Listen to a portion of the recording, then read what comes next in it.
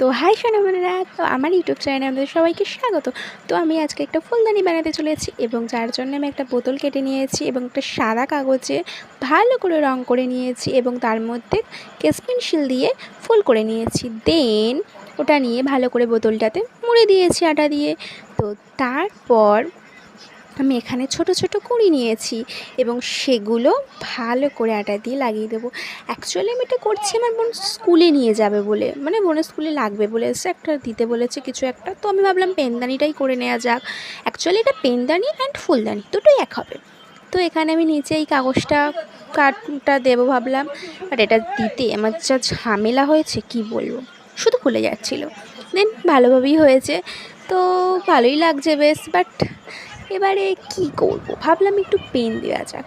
তো দিলাম পেনটা, তো দিয়ে কেমন একটু খালি খালি লাগছে, মনে হয় এটা ফুলদানির জন্য পারফেক্ট হয়েছে। দেন আমি ফুলদানি দিলাম, বাট এবার তো খুব সুন্দরই লাগছে। কেমন হয়েছে অবশ্যই জানিও। টাটা।